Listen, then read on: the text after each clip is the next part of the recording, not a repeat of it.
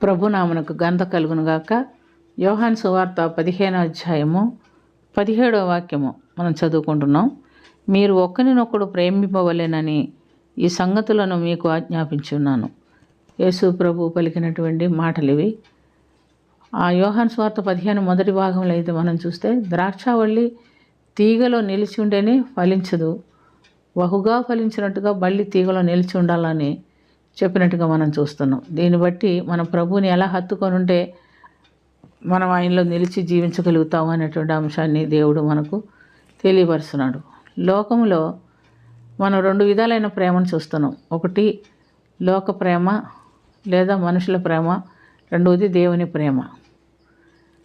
దేవుని ప్రేమించేవాడు లోక సంబంధమైన వాటిలో తలదూర్చుకుంటే దేవుని ప్రేమించలేడు. మనుషులు లోకాన్ని ప్రేమించేవాడు దేవుని ప్రేమించాలంటే కష్టము. లోక సంబంధమైన ప్రేమ అంటే భార్యాభర్తల మధ్యలో ఉన్నటువంటి బంధుత్వము, తల్లిదండ్రులు పిల్లల మధ్యలో ఉన్నటువంటి బంధుత్వము, తోడబుట్టిన వారి మధ్యలో ఉన్నటువంటి బంధుత్వం. మళ్ళీ లోక సంబంధమైన ప్రతి ప్రేమ లోక సంబంధమైన ప్రేమగా మనం గమనిస్తున్నాం. ఇదంతా కూడా ఒక కాల పరిమితి వరకే ఉంటుంది. తల్లిదండ్రులైనా పిల్లలైనా ఎవరైనా శాశ్వతంగా నిలిచేటటువంటి ప్రేమ కాదు. వాళ్ళు బ్రతికి ఉన్నంత కాలం ఈ ప్రేమను కొనసాగించగలుగుతున్నాం. అందుని బట్టి మన యోహాను రాసినటువంటి మొదటి పత్రిక 2వ అధ్యాయం 15 నుంచి 17 వరకు మనం చూస్తే, లోకమునైనను లోకములో ఉన్నవాటినైనను ప్రేమికుపడి ఈ లోకంలో ఉన్నదంతయు అనగా శరీరాశి, నేత్రాశి, జీవపుడంబము తండ్రి వలన పుట్టినవి కాదు. లోకము దాని ఆశ గతించిపోవును, కానీ దేవుని చిత్తం నెరవేర్చేవాడు నిత్యం నిలుచును అని దేవుడు చెప్తున్నట్టుగా మనం చూస్తున్నాం. అయితే ఈ లోకంలో ఉన్న మనము ఎక్కువగా లోక ప్రేమ కలిగే ఉంటాము. దేవుని ప్రేమించాలని అందగా మనం తొందరపడం. అయితే ఒకటి మనం గమనించుకోవాలి, తండ్రి మనల్ని ప్రేమించి తన ఏకైక కుమారుని ఈ లోకమునకు పంపించినట్టుగా మనం చూస్తున్నాం. ఆయన అద్వితీయ కుమారుని యందు విశ్వాసం ఉంచేవాడు. పేతురు రాసిన మొదటి పత్రిక 1వ అధ్యాయం 19వ వాక్యంలో, కుమారుడు మన కొరకు తన ప్రాణం పెట్టగా వెల చెల్లించి మనల్ని తన అమూల్యమైన రక్తం చేత అనగా నిర్దోషమును నిష్కలంకమునైన గొర్రెపిల్ల వంటి క్రీస్తు రక్తం చేత మనల్ని విమోచించి ఉన్నాడు. హెబ్రీయులకు రాసిన పత్రిక 10వ అధ్యాయం 10వ వాక్యంలో కూడా, యేసుక్రీస్తు యొక్క శరీరము ఒక్కసారి అర్పింపబడుట చేత ఆ చిత్తమును బట్టి మనము పరిశుద్ధపరచబడి ఉన్నాము.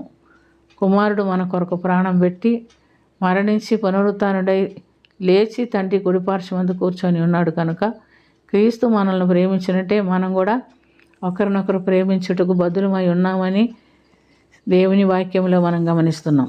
మొదటి యోహాను పత్రిక 3వ అధ్యాయము 14 నుండి 16 మనం చూస్తే, మన సహోదరులని ప్రేమించుచున్నాము కనుక మరణము నుండి జీవంలోనికి దాటి ఉన్నామని ఎరుగుదుము. ప్రేమ లేనివాడు మరణమందు నిలిచి ఉన్నాడు. తన సహోదరుని ద్వేషించువాడు నరహంతకుడు. ఏ నరహంతకుని అందును నిత్య జీవం ఉండదు. యేసు ప్రభు మనల్ని మన నిమిత్తం ప్రాణం పెట్టాను కనుక దీనివల్ల ప్రేమ ఎటిదో మనం తెలుసుకొనిచున్నాము అని దేవుని వాక్యంలో మనం చూస్తున్నాం. ఈ విధంగా కుమారుడు మనల్ని ప్రేమించి మన కొరకు ప్రాణం పెట్టిన విధంగా మనం కూడా మన సహోదరులను ప్రేమించి వారి కొరకు మనం ప్రాణం పెట్టడానికి సిద్ధంగా ఉన్నామా? ఇది చాలా కష్టమైన పని. అది దేవుడు మన కొరకు ప్రాణం పెట్టాడు, మన రక్షణ పొందుతున్నాము. కానీ మనకిచ్చిన రక్షణను ఇతరులకి పంచి ఇవ్వగలుగుతున్నామా? ఇతరులను నశించి నిత్య నరకాగ్ని పోకుండా దేవుని రాజ్యానికి వాళ్ళని నడిపించగలుగుతున్నాము. చాలామందికి దేవుడిచ్చిన రక్షణను గురించి, దేవుడు చేసిన మేళ్ళ గురించి సాక్ష్యం చెప్పడానికే సిగ్గు.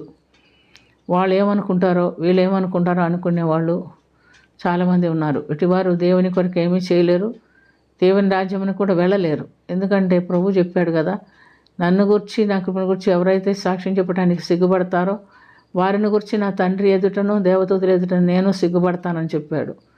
కాబట్టి ప్రియమైనటువంటి దేవునులారా, మనం యేసు రక్తంలో కడగబడిన వారమై పరిశుద్ధపరచబడిన వారమై దేవుని రాజ్యానికి వారసులమవునట్టుగా మనము జీవిస్తూ అనేకులను ఆయన రాజ్యం వైపు నడిపించేవారుగా ఉండాలని ప్రభు కోరిక. అందుకని మీరు ఒకరినొకరు ప్రేమించుకొనుడి అని చెప్తున్నాడు. కాబట్టి మనకిచ్చినటువంటి తండ్రి ప్రేమ లేదా కుమారుని ప్రేమ మనం పొందుకొని ఇతరులకు ఆ ప్రేమను పంచిస్తూ దేవుని రాజ్యానికి అనేకులను సిద్ధపరుస్తాం.